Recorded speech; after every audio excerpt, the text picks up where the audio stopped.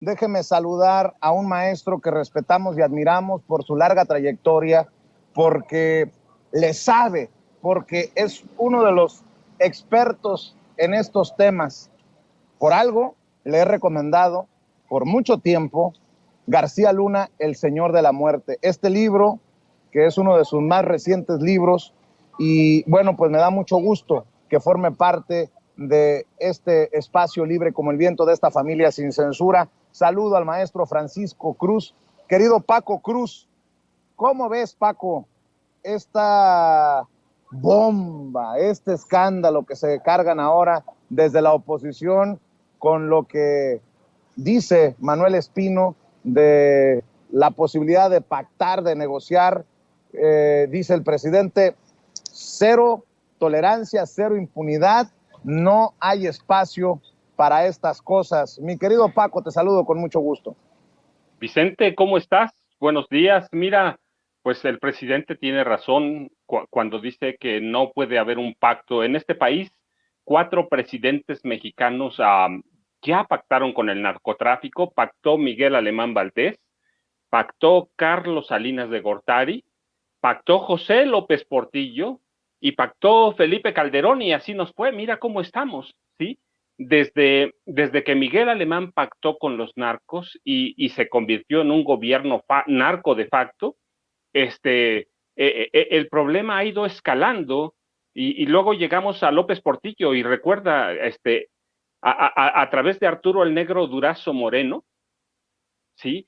Pactaron, y el centro de control del narcotráfico estaba en la Ciudad de México, en la Plaza Tlaxcoaque, que era a donde operaba la Dirección de Policía y Tránsito de la Ciudad de México, que tenía otro organismo o una división para la prevención de los delitos, la DIP, y él se encargaba de negociar con los narcos, y ve cómo nos dejó López Portillo, y luego Salinas, a través de superpolicía Guillermo González Calderón, pactó con todos los narcos, y mira cómo nos fue en el sexenio de Salinas, ¿no? Su hermano iba incluido ahí. Eso no lo digo yo, lo dijo el expresidente o el extinto presidente Miguel de la Madrid Hurtado, sí, en una entrevista que dio, lo involucró directamente en el narco. Después lo hicieron pasar como loco, pero ellos pactaron con el narco. Y luego Felipe Calderón,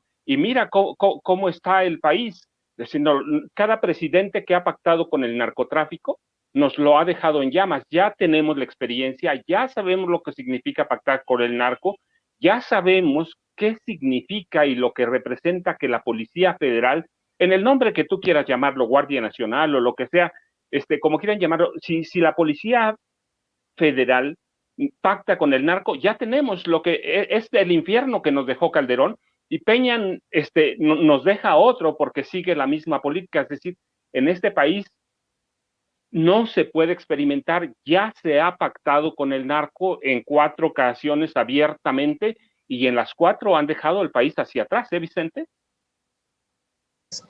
Qué duro se escucha lo que nos pone sobre la mesa. Ya se pactó y nos dejaron un cochinero. Y precisamente por la exhibida que se le está dando en diferentes congresos estatales a Felipe Calderón y su simulada guerra contra el narcotráfico, su estrategia de protección a ciertos grupos del crimen organizado, algo de lo que habla el presidente continuamente en las mañaneras. Déjame preguntarte, ¿qué piensas de esta declaración de Mike Vigil, el exagente de la DEA, que asegura que Dan Augusto López Hernández está mintiendo sobre una investigación internacional contra Felipe Calderón?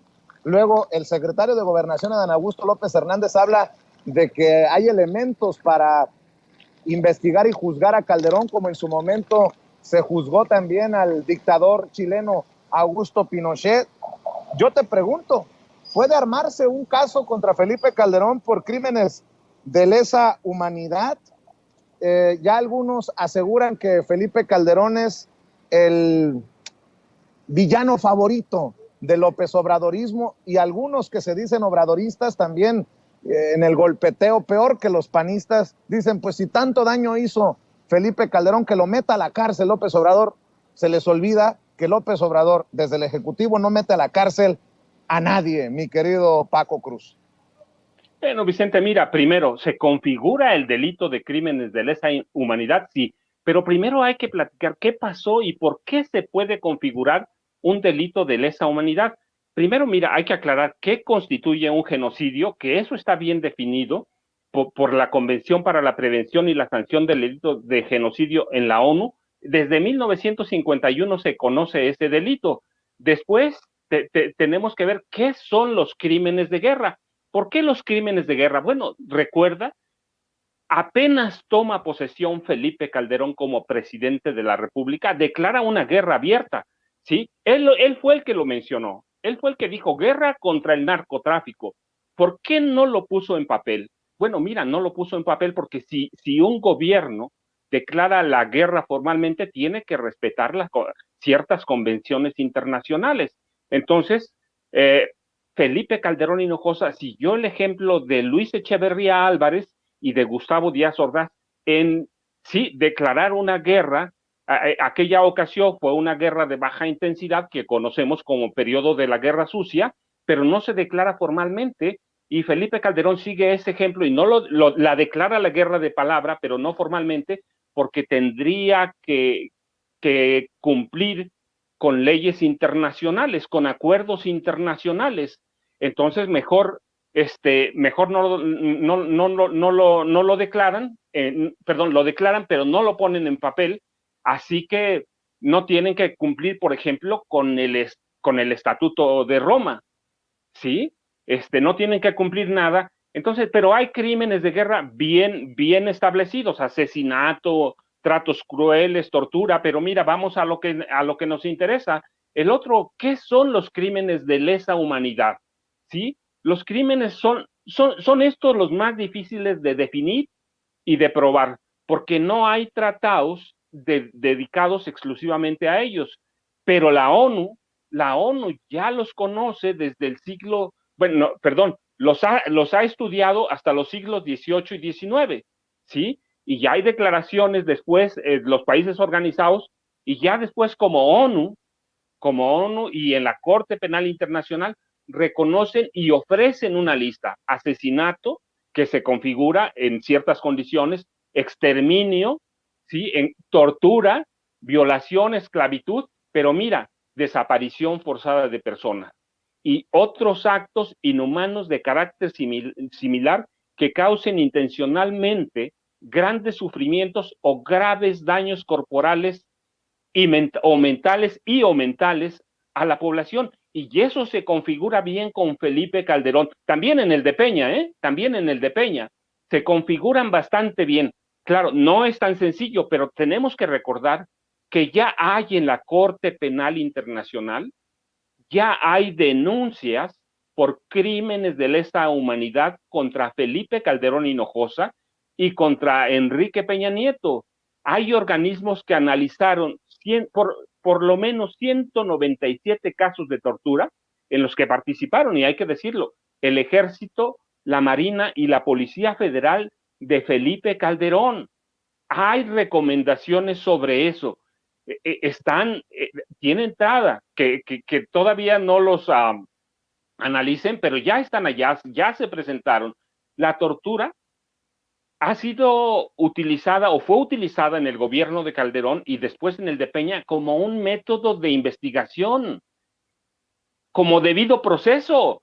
Hay videos, hay documentación, hay testigos, hay evidencias y pruebas del involucramiento del Estado a través de la Policía Federal, del Ejército y de la Marina, que configuran el delito de lesa humanidad. Así que sí hay, solo tenemos que tener claro que hay genocidio, crímenes de guerra y delitos de lesa humanidad. Y por otro lado, entender que ya hay acusaciones contra Felipe Calderón y contra Enrique Peña Nieto en la Corte Penal Internacional, Vicente. Así que sí hay. Teníamos una guerra declarada, no en papel, Pues ya te dije, porque tienen que cumplir con ciertos estatutos como el de Roma, pero teníamos una guerra y Felipe Calderón lo dijo en varios foros, guerra contra el narcotráfico, así que teníamos una guerra e hizo lo mismo que Luis Echeverría y Gustavo Díaz Ordaz, no declararla en papel, pero guerra la teníamos, Vicente. Estoy literalmente anonadado, mi querido, épale, mi querido Juca. Ahorita te saludo con mucho gusto. Va llegando Juan Carlos de Juca Noticias por aquí a donde estamos transmitiendo.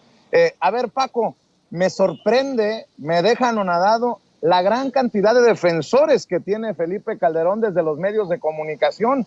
Por ejemplo, estaba viendo una columna de Alfredo González en el Heraldo de México, que quiere minimizar todo a que Felipe Calderón es el villano favorito de la 4T. Dice, Felipe Calderón y todas las personas, cosas o casos vinculados con él serán siempre la mejor cortina de humo de la 4T para desviar la atención de los verdaderos problemas del momento.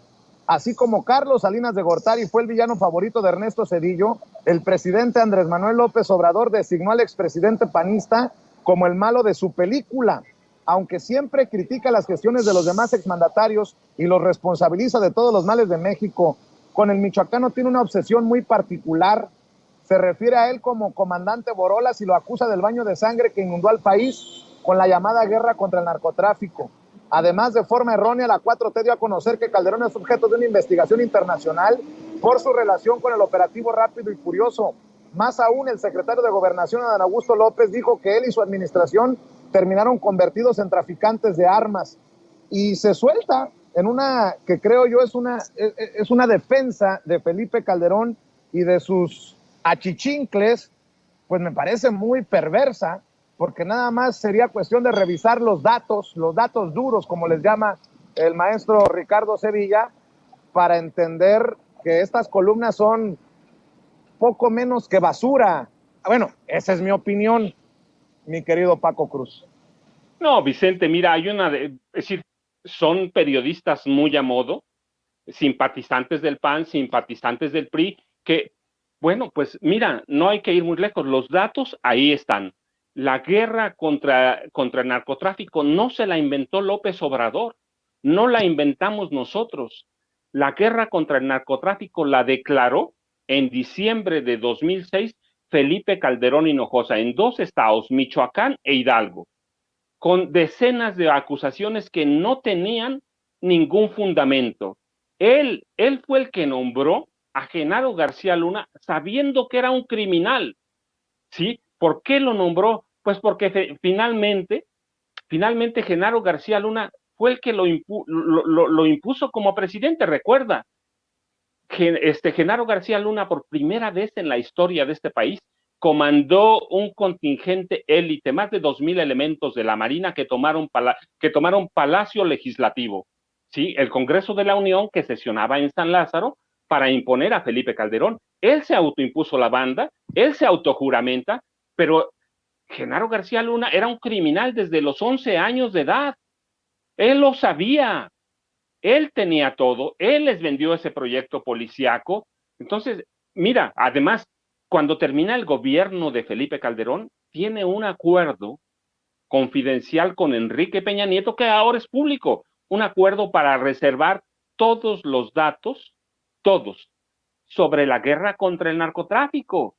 Hay evidencias de sobra de que Genaro García Luna y su gente, su hermandad, porque era una hermandad que venía junta desde 89 en el CISEN, que se encargaba de negociar, sí, protegían al cártel de Sinaloa, de eso hay evidencia de sobra, pero además negociaban con todos los capos, y ellos se inventaron, desde la mente maestra criminal de García Luna, negociar con otros sectores que eran productivos, protegidos por el ejército, como el comercio de aguacate o la extorsión a los aguacateros, la exportación ilegal de acero a través del puerto Lázaro Cárdenas, y luego ellos arman a varios cárteles, pero en especial al cártel Jalisco Nueva Generación, para que pueda responder a una guerra. Sí, hay en esos periodistas una especie de olvido, de desmemoria de la historia que es muy reciente. Los muertos están ahí. Mira, cada uno de nosotros pudo haber sido una víctima central de esa guerra, sin quererlo. Pero además, mira, hay 72 matanzas documentadas en el gobierno de Felipe Calderón. Y tenemos también las de Enrique Peña Nieto. Pero en el caso de Calderón, desde 2006 hay documentados crímenes de lesa humanidad y crímenes de guerra. Eso no lo estamos inventando, están documentados. Solo hay que ir a la Corte Penal Internacional o algunos organismos de derechos humanos en México para conocer que ya hay demandas contra Felipe Calderón en la Corte Penal Internacional. Entonces, no, hombre, el villano favorito con Salinas de Gortari. Mira, Guillermo González Calderón, y que me tocó entrevistarlo antes de que lo mataran en McAllen, era el superpolicía de Felipe, de Carlos Salinas de Gortari. Negociaba con todos los capos, con todos. Quería controlar el narcotráfico. Así que está documentado y está aquel señalamiento del expresidente Miguel de la Madrid Hurtado, en una entrevista pública, en una entrevista abierta, amplia, en la que la pregunta es directa: ¿había dinero del narcotráfico con Raúl Salinas de Gortari? Y él dice sí. Al otro día lo hacen pasar por loco, pero eso es otra cosa. También acusó de corrupción a Carlos Salinas de Gortari. Sí, ya hay elementos suficientes, como había elementos suficientes para involucrar al sexenio de López Portillo en la guerra contra el narcotráfico y el control de los narcotraficantes desde la policía de la Ciudad de México, que tenía jurisdicción prácticamente en todo el país. Recuerda, hizo general a el negro Durazo Moreno, uno de los policías más crueles y violentos que ha tenido, al nivel de García Luna, al nivel de Guillermo González Calderón. Así que no, mira, los datos de Felipe Calderón están ahí, son recientes. Él puso en marcha la escalada de violencia contra los narcotraficantes, pero que fue una farsa, que fue un cuento que se inventó. ¿Para qué? Para controlar el narcotráfico, no solo el narcotráfico, para controlar el crimen organizado.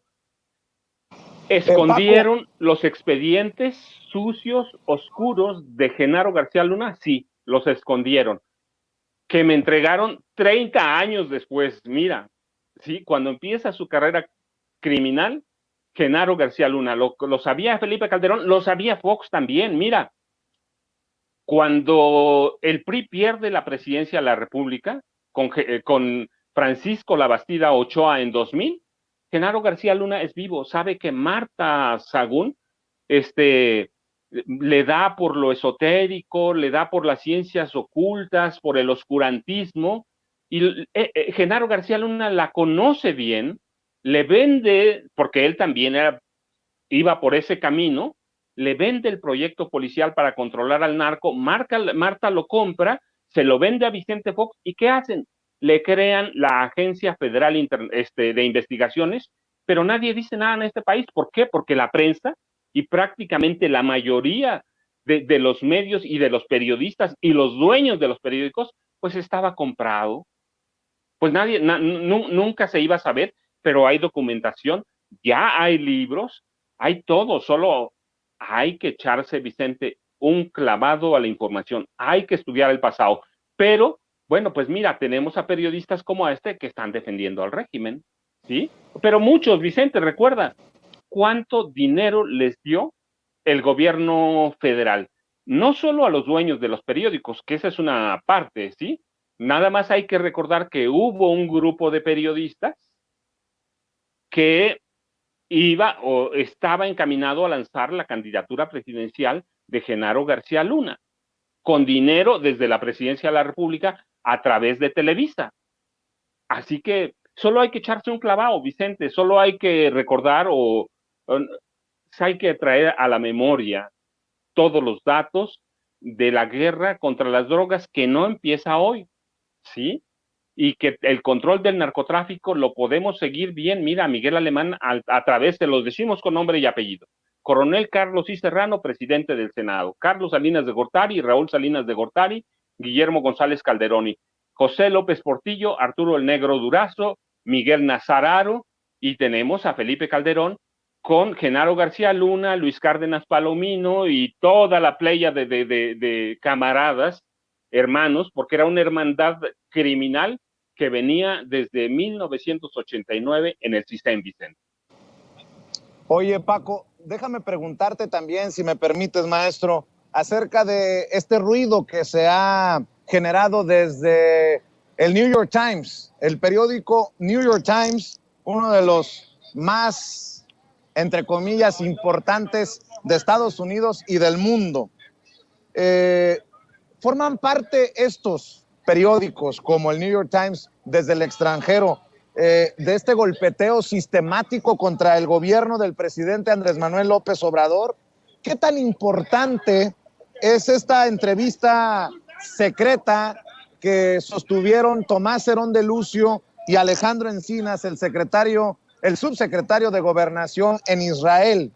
Y te lo pregunto porque muchos hacen ver esta oferta de Alejandro Encinas para un criterio de oportunidad a Tomás Herón de Lucio para que diera a conocer todo lo que sabe sobre la desaparición de los 43 normalistas de Ayotzinapa como una medida desesperada de Alejandro Encinas. ¿Qué es lo que has podido digerir, desmenuzar de esto que publica el New York Times y que pues obviamente lleva al presidente a respaldar totalmente a Alejandro Encinas en esta investigación, en este grupo, para conocer la verdad sobre la desaparición de los 43 normalistas de Ayotzinapa, Paco?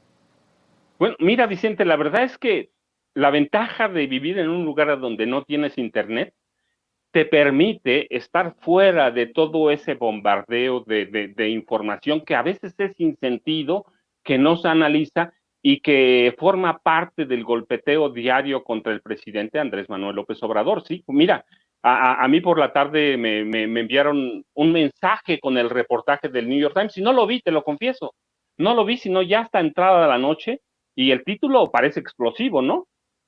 Es muy explosivo el título. Lo leí bien, lo analicé, pero lo dejé para hoy en la mañana, y vi algo que se llama Newsletter El Times en español, ¿sí? En el que aparece una entrevista de Elda Cantú con Natalie Kitroff, que es una de las autoras del reportaje, ¿sí? Y a mí, además de que ya tenía estudiado el reportaje, me da la impresión de que esta entrevista lo mata todo, ¿sí? Y Elda Cantú del newsletter El Times dice algo así: conversé con Natalia Kitroff, la nueva jefa de la corresponsalía del Times en México y una de las autoras del reportaje, para que me diera más detalles. A continuación, sus respuestas, editadas por cuestiones de espacio. Yo esperaba que presentara las grabaciones de la entrevista con Alejandro Encinas, esperaba que presentara una grabación completa, que para eso sirve Internet, no hay problema, con Tomás Herón de Lucio, ¿sí? Y bueno, le hace una serie de preguntas y Natalie dice, nos sentamos 2 veces y punto, pero luego le preguntan, ¿qué significan estas revelaciones de Alejandro Encinas para la investigación? Y la respuesta de Natalie me parece que mata todo lo que haya dicho. Dice, la verdad, es respuesta de Natalie a una pregunta, ¿eh? La verdad no lo sabemos todavía. Por fin, o es demoledor o no es demoledor, o ya se murió la investigación, la mató el gobierno. Dice, la verdad no lo sabemos. Es una cita de la traducción que hacen de sus respuestas. Lo que sí sabemos es que Encinas ha dicho que todavía tiene confianza en sus conclusiones, y el jueves en la conferencia matutina del presidente dijo, y lo señalamos en el artículo, que son parte de un informe que trae más pruebas. El grupo de expertos internacionales, el GIEI, va a salir con su propio análisis muy pronto, a finales de este mes, y habrá que ver qué es lo que dicen. Es decir, el reportaje no es tan reportaje como parece, sino que infiere una serie de cosas, de señalamientos que hizo Encinas, pero lo hacen aparecer como un reportaje explosivo que no es eso, ¿sí? Hay pruebas que no van a servir, como en todos los casos. Hay pruebas que no van a servir, hay pruebas que se van a usar y que suelen ser una, pero es contundente. No importa que 99 sean malas, Vicente, con una que sea sustanciosa y bien documentada, con esa pasa. Y el informe de la Comisión de la Verdad que encabeza el subsecretario Alejandro Encinas está lleno de cosas, pero no solo eso. Mira, me parece que el reportaje se queda corto porque está la primera investigación con la que se da a conocer la verdad histórica. Si la participación de los militares no la está inventando Encinas, está documentada desde el 27 de septiembre de 2014, con la desaparición de los jóvenes normalistas y el asesinato de 3 de sus compañeros. La participación del ejército no tiene ninguna duda. Está documentada, está bien definida. Hay, hay documentos de Telcel, fíjate, de Telcel que le entregaron a la PGR de Jesús Murillo Caram, que muestran la presencia de algunos teléfonos de los jóvenes normalistas en el campo militar número 1, meses después de la supuesta desaparición, porque todavía quedaron vivos unos días, recuerda, y de la muerte de los 3 compañeros. Y esos teléfonos tienen llamadas de entrada y salida al campo militar número 1 y a las oficinas del CISEN allá en la Ciudad de México. Es decir, hay documentos de prueba.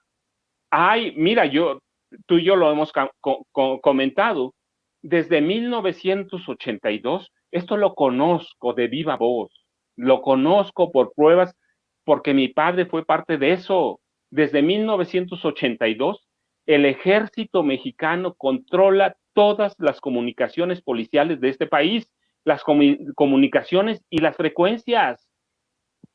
Es esos centros de inteligencia que ahora conocemos como C1, C2, C3, esos forman parte del programa de gobierno de Andrés Manuel López Obrador en la jefatura de gobierno de la Ciudad de México, y a partir de ahí crecen y los controla siempre el ejército, y nunca un policía estará arriba de un militar, Vicente. No importa el grado, ¿sí?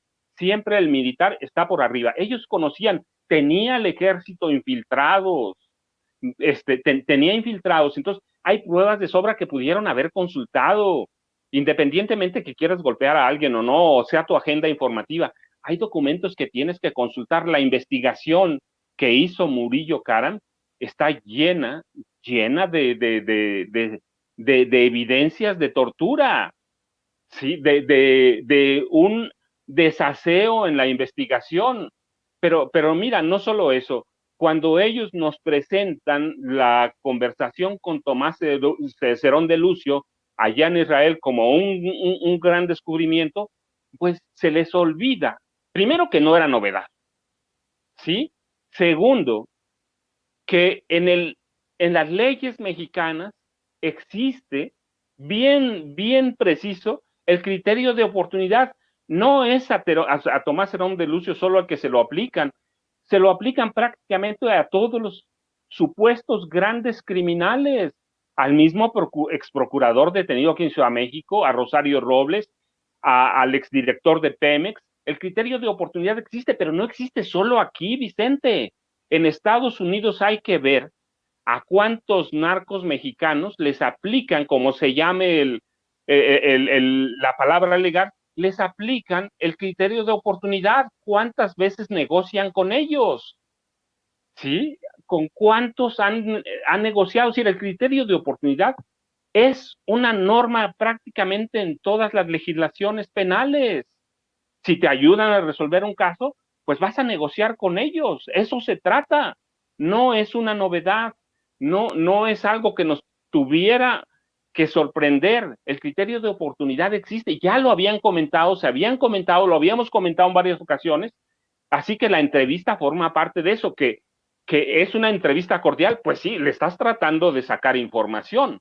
Ya quiero ver los métodos de antes para sacar información. Recuerda, en México y en Estados Unidos solo hay que ir a Bahía de Guantánamo para ver cómo le arrancan confesiones a los detenidos a base de tortura. Ya no se usa en este gobierno la tortura. como método para sacar información, como se usó en el gobierno de Enrique Peña Nieto, como se usó en el gobierno de Calderón. Bueno, vimos a Tomás Herón de Lucio torturando, lo pescaron con las manos en la masa sembrando pruebas. Es decir, el reportaje está bien, pero es un poco tramposo. Lo que me parece que es válido y es bien rescatable, pero también lo hemos comentado, que no es una novedad, que la Fiscalía General de la República hace agua por todos lados, que urge una limpia. Eso lo hemos dicho, que hay traidores, que hay agentes infiltrados que trabajan ahí, sí, pero son infiltrados, que hay fiscales que están avisando al equipo de Felipe Calderón, al equipo de Peña Nieto en este momento, ¿sí? La fiscalía hace agua por donde se le vea. Urge, sí, urge que haya una limpia en la fiscalía, pero tampoco es novedad porque lo hemos comentado, Vicente, pero claro, como es el New York Times que lo publica, pues ahí tienes atrás a un grupo de sopilotes que está esperando ese tipo de noticias, pues para caerle al subsecretario de Gobernación y presidente de la Comisión de la Verdad. Sí, creo que hay algunos errores, me parece que hay que señalarlos. Sobre todo hay un poco de precipitación en la presentación del informe porque primero tuvieron que haber analizado bien la conformación de la Fiscalía General y qué fiscales, porque recuerdan, no solo es el fiscal especial el que tiene caso, lo ven otros, tanto lo ven que se filtra la información. Y tenemos un fiscal general de la República que parece que camina contrario a los intereses del presidente de la República, que camina conforme a sus intereses, que ya lo ha demostrado, que ya lo hemos denunciado y que tiene una cola larguísima. Hemos señalado abiertamente que el fiscal hace mucho debió haber renunciado, pero tampoco es facultad del presidente. Ciertamente lo recomendó como, pero es una facultad del Senado de la República. Entonces, lo hemos señalado, pero sí, mira, yo leí el encabezado del reportaje y dije, ya se les cayó todo el caso. No, todavía no se cae. Pero sí creo que tienen que ser más cuidadosos, tiene que haber una depuración y tienen que evitar este tipo de filtraciones que hacen mucho daño. Sí, el reportaje pues tiene tiene una política informativa del Times, me parece que sí, después de ver lo de Moody's, pues forma parte de esa andanada contra el presidente López Obrador, que ya les urge que se caiga, ¿no? Desde el 1 de diciembre de 2018, les urge que se caiga. Me parece que hay mucho de eso en el reportaje. Se queda corto porque hay cualquier cantidad de documentos para consultar. Y yo hoy esperaba, o espero todavía, que nos muestren las conversaciones íntegras con Tomás Herón de Lucio, nos muestren las conversaciones íntegras con Alejandro Encinas, subsecretario de Gobernación. Me parece que ya en el camino del reportaje, pues nos lo deben, no nada más decir, pues consultamos cientos de documentos, pues díganos cuáles, ya lo van a develar, lo van a dar a conocer, pues díganos cuáles, hay que hacer un trabajo completo. Yo entiendo que en el periódico impreso hay limitaciones de espacio, como en cualquier medio impreso, pero entiendo que en Internet, porque lo conocemos bastante bien tú y yo, hay cabida para presentar todos los documentos que consultaron los 3 reporteros que firman el reportaje que apareció ayer en el Times, Vicente. Buen punto, mi querido Paco. ¿Por qué no cerramos? Yo siempre agradecido porque compartas con la audiencia de Sin Censura tu análisis, tus comentarios, tus opiniones. ¿Por qué no cerramos invitando a las miles de personas que están conectadas en estos momentos en Sin Censura para que revisen tus cuentas en redes sociales y estén al pendiente de lo que publicas? Vicente, pues ya sabes, yo te agradezco, les mando un abrazo por allá y @Paco Cruz Jiménez en Twitter, Francisco Cruz Jiménez en Facebook. Vicente, te mando un abrazo y mira, estamos pendientes porque seguramente este reportaje del Times va a dar mucho más que hablar y lo que yo te digo, yo espero que nos muestren las pruebas de todo eso que dicen en el reportaje, sobre todo la polémica que apareció y que tengamos muy claro cuáles son todas las pruebas por las que se cayó supuestamente el caso o la nueva investigación contra la verdad histórica, Vicente. Así es, te mando un abrazo yo también, Paco. Estamos al pendiente, maestro. El maestro Francisco Paco Cruz, autor de García Luna, El Señor de la Muerte, y otros libros que usted tiene que buscar, como este libro de los juniors, de la política, los herederos de las dinastías de la política mexicana. Y solamente para dejarlo ahí, como ya nos había adelantado Paco, a finales de este mes, el grupo interdisciplinario de expertos independientes del GIEI darán a conocer más información. Están invitando a una conferencia de prensa este próximo lunes 31 de octubre a las 10:30 en la Comisión de Derechos Humanos de la Ciudad de México, así que estaremos al pendiente de lo que se dé a conocer por parte de los miembros del grupo interdisciplinario de expertos independientes que ha estado investigando precisamente la desaparición de los 43 normalistas de Ayotzinapa. Déjenme también saludar y agradecerle